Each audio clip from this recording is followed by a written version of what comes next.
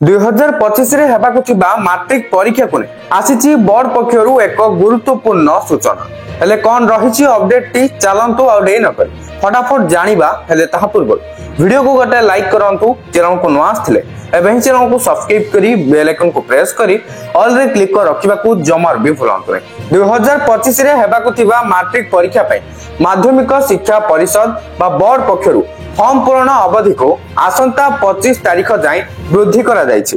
गत 3 तारीख रु मैट्रिक रेगुलर और एक्स रेगुलर परीक्षार्थी ऑनलाइन रे आरंभ होइतिबा ई फॉर्म पूरणर शेष समय गत सोमवार राति 11:45 पर्यंत थिला। मात्र अनेक परीक्षार्थी धार्य समय मध्यरे फॉर्म पूर्ण कराई पारि नथिबारु छात्र छात्री भविष्य को दृष्टि रखी बोर्ड पक्षरु फॉर्म पूर्ण अवधि को 25 तारीख राति 11:45 पर्यंत वृद्धि करा जायछि।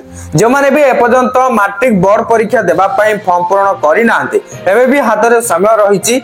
ए समय भितरे जेउ दशम श्रेणी छात्र छात्री माने फॉर्म पूर्ण करनथिबे से माने आसंता 2025 रे हेबाकु थिबा मैट्रिक परीक्षा देई परिबे नाही बोली बोर्ड पक्षरु कहा जायछि।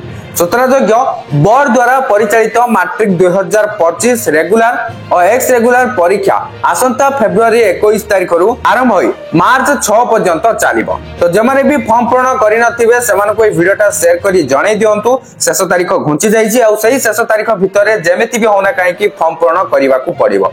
जदि फॉर्म पूर्ण करिबेनी ताले 2025 रे मैट्रिक बोर्ड परीक्षा देई परिबे नाही।